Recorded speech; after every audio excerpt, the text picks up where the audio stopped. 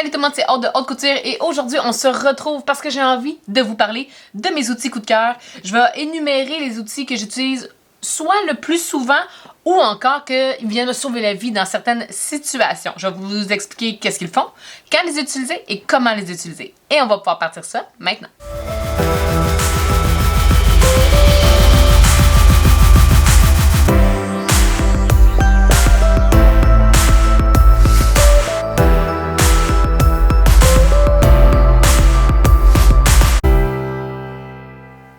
Là, je n'ai pas amené avec moi nécessairement à ma table les outils indispensables. Là, je parle de mes coups de cœur. Naturellement, dans les coups de cœur, on s'entend pour dire que j'utilise à chaque fois que je fais de la couture mon découseur et mes ciseaux quai. C'est des indispensables. Je les aime à la vie, à la mort. Je vais les utiliser à chaque fois que je fais un projet. Bon, j'ai peut-être un petit peu moins d'amour pour les découseurs, mais quand même, il fait partie de ma vie et je vais l'utiliser pas mal à toutes les fois que je fais quelque chose. Donc aujourd'hui, ce que je veux vraiment vous parler, c'est les outils coup de cœur, ceux que sont destinés à quelque chose en particulier et que j'utilise dans certaines situations. Je pense que je vais commencer par vous montrer ceux que j'ai pas nécessairement une démonstration à vous faire parce qu'il y en a que je veux vous montrer comment les utiliser. Dans la description en dessous du vidéo, vous allez pouvoir sauter à l'outil que vous voulez savoir.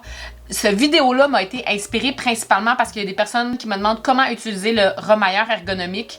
Puis je trouvais que faire une vidéo juste pour ça, ça allait être très court, très simple et qu'il allait peut-être manquer un petit peu de viande autour de l'os. Donc j'ai naturellement amené avec moi le remailleur, mais je vais vous parler également de tous mes outils coup de cœur. Et il y en a certains qui sont intéressants à savoir quand et comment les utiliser. Donc pour commencer, je pense que celles qui font souvent de la couture avec moi, je pense à toutes les filles qui sont avec moi dans la communauté de Patreon, fait des sprints de couture ensemble, vont souvent me voir travailler avec un couteau rotatif. Bien que le ciseau reste pour moi l'outil de base pour la coupe, ça va toujours être utile, ça va toujours être pertinent. Le couteau rotatif vient dans certains moments être extrêmement utile. Je vais venir utiliser le petit plus souvent que le gros. Je me suis rendu compte parce que le couteau rotatif va surtout être utile quand je vais couper des tissus plus minces et des projets plus petits et plus courbés. Ça sonne peut-être un petit peu bizarre, mais tout ce qui est sous-vêtements, c'est là que je veux dire par plus courbé parce qu'on a les tours de cuisse, aussi la partie des fesses, donc on va avoir plus de rondeur dans notre patronage et c'est là que la petite roue va venir vraiment être utile parce qu'elle est plus facile à manœuvrer. Tout ce qui est tissu, donc, comme je disais, pour les sous-vêtements, jersey de coton, jersey de bambou, ce qui est un petit peu plus aussi lustré va être donc plus glissant. Tout ce qui est lycra, tout ce qui est utilisé pour les maillots de bain, pour les tissus de patinage artistique ou de gymnastique, c'est des tissus qui s'étirent énormément et également qui glissent beaucoup. Donc le couteau rotatif est vraiment un indispensable dans ces moments-là. Fait que oui, pour moi, c'est un outil coup de cœur et un outil que je vais utiliser sensiblement souvent. Naturellement, qui dit couteau rotatif dit tapis de couple, on doit utiliser les deux ensemble. Vous n'avez pas besoin de nécessairement un gros tapis de couple, surtout si vous l'utilisez simplement pour des petits projets. Mais je vous avouerai que le mien, qui est un 2 pieds par 4 pieds, si je me trompe pas, 2 pieds par 3 pieds. C'est un 24 par 36 pouces. Je l'aime beaucoup. Le seul problème avec lui, c'est qu'il a été plié lors de la livraison. Fait qu'il y a une petite bosse et il ne s'appuie jamais complètement sur la table. Mais bon, je l'utilise quand même à tous les jours. Ensuite de ça, c'est pas nécessairement un outil coup de cœur plus qu'un outil indispensable. Mais ce modèle en particulier est un coup de cœur, ça va paraître banal, c'est des épingles de sûreté. Les épingles de sûreté, la première fois que je m'en suis acheté pour pouvoir en avoir dans mon inventaire d'outils, je les ai achetés au magasin $1, ils étaient petites, ils s'ouvraient à chaque fois que je venais passer un élastique ou un cordon dans une coulisse. C'est vraiment de la chenoute, très peu de qualité, mais on se dit, ben, c'est des aiguilles de sûreté, c'est vraiment important? Oui. Je les utilise, comme je disais, pour glisser certaines élastiques. Les élastiques sont plus larges, rentrent pas super bien dans le passe-cordon. Donc souvent, je vais venir utiliser des épingles de sûreté. Ça va être utile quand je prends des barres de pantalon parce que je ne veux pas que mes épingles tombent. Donc je veux que ça reste en place. Honnêtement, je vais les utiliser quand même, pas nécessairement à tous les projets, mais quand je les utilise, je veux qu'elles soient de bonne qualité et les aiguilles à sûreté prime restent les aiguilles de plus grande qualité que j'ai trouvées sur le marché. Je les aime vraiment beaucoup et dans ce paquet-là, il y a différentes grandeurs, donc on a des petites, des moyennes et des grosses. qui peut donc être très utile, tout dépendant du projet que je suis en train de faire. Ensuite de ça, je ne vais pas passer de long en large au travers de cet outil de marquage parce que j'ai une vidéo consacrée aux outils de marquage préférés. Je vais laisser le lien de ce vidéo-là juste en dessous dans la boîte de description. Mais la craie de cire magique, c'est celle qui part à la chaleur. Je l'aime vraiment beaucoup. Elle, je l'utilise quasiment à tous les projets, tout dépendant de mon tissu et de la couleur de mon tissu. Mais sensiblement, je l'utilise quand même vraiment beaucoup. Je l'aime énormément, je l'utilise souvent. Elle est extrêmement pratique et elle peut être extrêmement précise quand elle est nouvelle. Et on peut l'aiguiser avec un petit X-Acto quand même très facilement. C'est un outil que j'utilise très souvent et que j'aime beaucoup. C'est mon outil de marquage préféré, donc coup de cœur. Naturellement, est-ce qu'il se prête à toutes les situations? Non. Je vais toujours être de l'école de pensée qu'un bon outil de marquage est une équipe d'outils de marquage. Je vais avoir des crayons stylos, je vais avoir des crayons feutres, je vais avoir des craies grasses, je vais avoir des craies sèches. J'ai une panoplie des craies à roulettes, j'ai une panoplie de craies, mais celle-ci reste ma préférée, la plus versatile et celle que j'utilise le plus souvent. Le prochain outil ne vous est pas inconnu, c'est le Wonder Tape. J'en ai déjà parlé. On l'a souvent utilisé lors de couture accompagnée. Je l'aime vraiment beaucoup. Pourquoi et quand je l'utilise? Le Wonder Tape est surtout utile lorsqu'on vient coudre des tissus extensibles. Bien souvent, le tissu extensible s'étire. Je suis là pour vous apprendre tellement de choses. Et quand on vient les coudre, étant donné qu'ils sont extensibles, vont être portés à gondoler. Et des fois, dans certaines situations, épingler n'est pas notre meilleur ami et c'est là que le Wonder Tape vient prendre tout son sens. La dernière fois que je l'ai utilisé ici sur la chaîne, je pense, c'est-tu la dernière fois? Peut-être pas, mais la fois où est-ce que j'ai utilisé, puis je me rappelle, c'est quand j'ai cousu Brise d'automne. Brise d'automne, pour celles qui connaissent le patron de la petite armoire, a une découpe dans le haut et dans le bas. Et on vient les mettre un par-dessus l'autre. On n'est pas endroit contre endroit, on est endroit contre envers.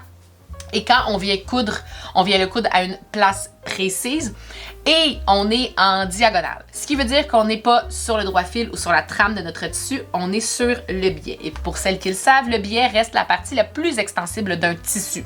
Ce qui fait en sorte que oui, le tissu s'étire, mais en plus on est dans la partie où est-ce que ça s'étire le plus. Le Wonder Tape vient sauver la situation. On a tout simplement à apposer le Wonder Tape qui est collant des deux côtés. On va venir sur une partie le coller, on va pouvoir venir apposer ensuite notre seconde partie juste en dessous. Ils vont coller ensemble et c'est à cet endroit-là qu'on va venir coudre. Momentanément, notre tissu ne s'étirera pas. Il peut être cousu, donc l'aiguille peut passer au travers du Wonder Tape sans problème.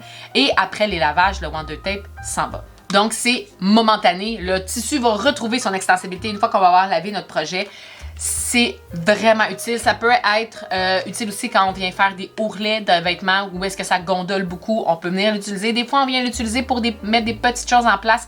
Je me suis surprise à l'utiliser très souvent lorsque je fais les costumes d'Halloween de ma fille. Des fois, pour venir mettre des petits éléments que je veux broder ou que je veux venir coudre en place. Puis des fois, c'est plus petit, fait qu'épingler ne sert absolument à rien.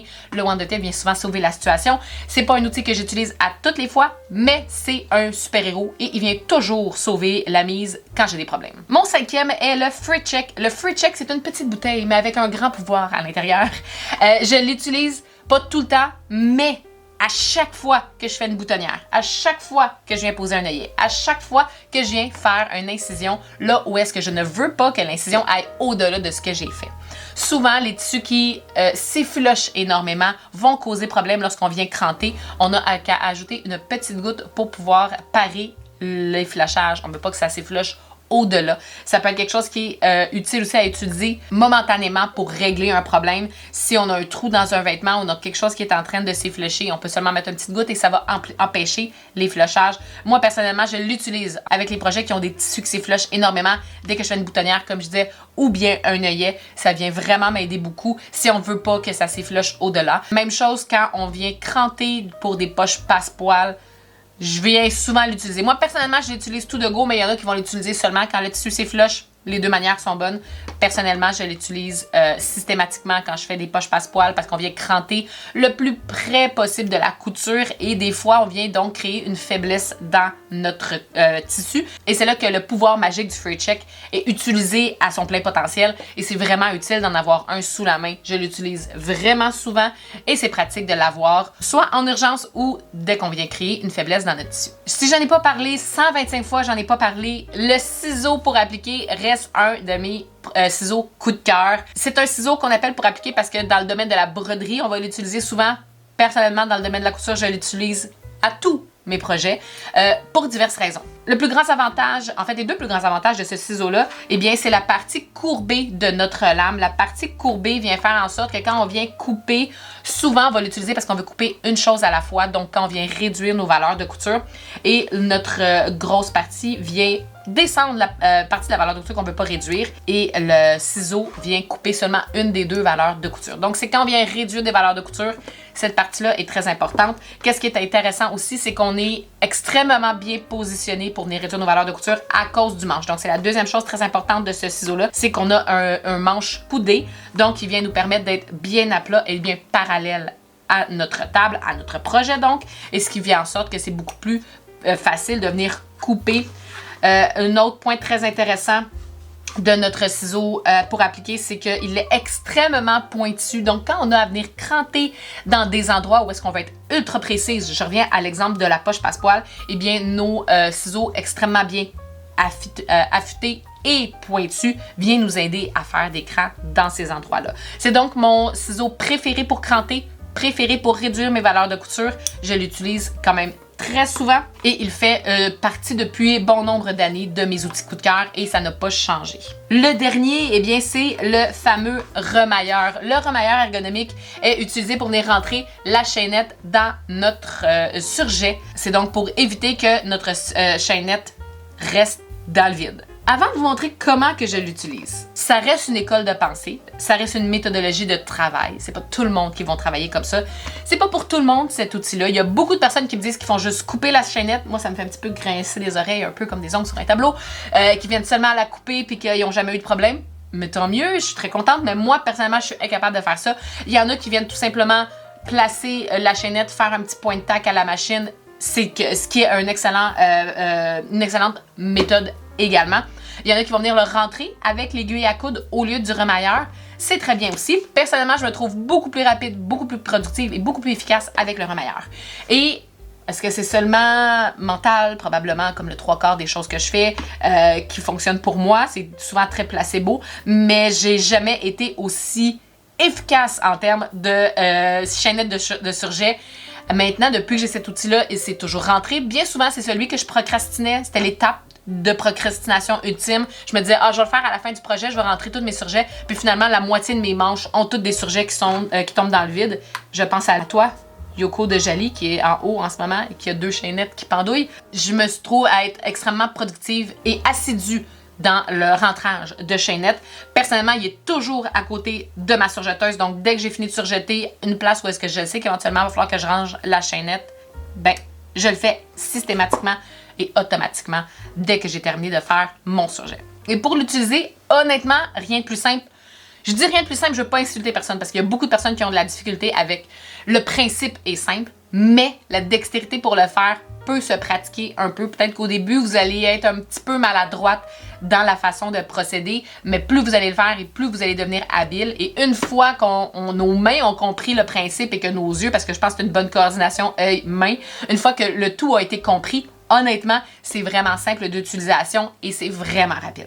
Donc, pour savoir comment l'utiliser, rien de plus simple. Naturellement, j'étais sur un échantillon. Je me suis mis sur un échantillon pâle avec un surjet foncé pour que vous puissiez voir, oui, mieux. Mais naturellement, ça va pas toujours être le cas. Fait que c'est pour ça que des fois, je dis qu'avec les yeux, la coordination œil-projet, des fois, ça va être plus difficile.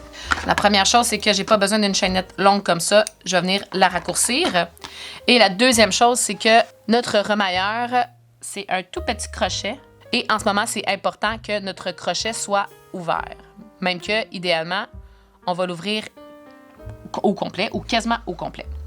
Ensuite, je vais pouvoir passer dans mon surjet. Personnellement, j'aime bien passer dans la plus petite section, donc entre mes 2 aiguilles, si naturellement vous avez une 4 aiguilles en ce moment, parce que étant donné qu'elle est plus petite, j'ai l'impression que mon surjet, ma chaînette est plus coincée, mais vous pouvez également venir passer dans l'espace où est-ce qu'il y a les boucleurs. Fait que je vais venir rentrer complètement jusqu'à ressortir où est-ce que j'ai ma chaînette. Là, je vais le tasser juste pour que vous puissiez voir que mon crochet est encore ouvert. Ensuite de ça, je vais venir passer ma chaînette et le coincer dans mon crochet. Et je vais venir tirer tout simplement. Et en tirant, en ressortant mon remailleur, pardon, le crochet se referme.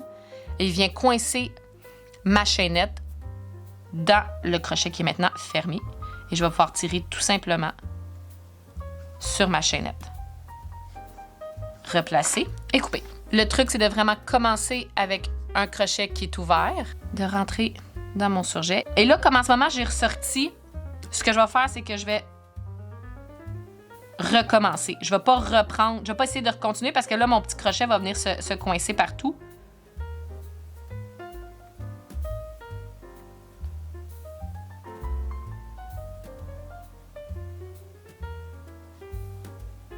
Je vais venir ressortir jusqu'au bout avec le crochet toujours ouvert.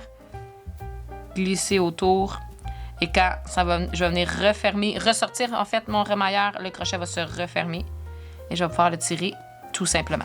Et voilà tout le monde, c'est ce qui conclut la vidéo d'aujourd'hui. J'espère que vous avez apprécié mon vidéo sur mes outils coup de cœur et que maintenant vous allez savoir quand et comment les utiliser de la bonne façon. Comme d'habitude, si j'ai quoi que ce soit, n'hésitez pas à laisser en dessous questions, suggestions ou commentaires, à cliquer j'aime si c'est une vidéo qui vous a aidé. Je vous invite également à vous abonner si ce n'est pas déjà fait, oui pour encourager la chaîne, mais aussi pour que vous ayez toutes les notifications des futures vidéos. Et si vous avez envie d'encourager la chaîne un petit peu plus et surtout avoir plus de contenu haute couture, n'hésitez pas à aller voir le lien Patreon. C'est une plateforme pour encourager la créatrice de contenu que je suis ici sur YouTube et vous aurez droit naturellement à des avantages, que ce soit un accès exclusif sur les vidéos sans annonce, mais aussi des sprints de couture, des fois de lecture et plein de contenu et surtout un vlog exclusif à tous les mois. Sur ce tout le monde, je vous dis bonne couture et on se revoit très bientôt.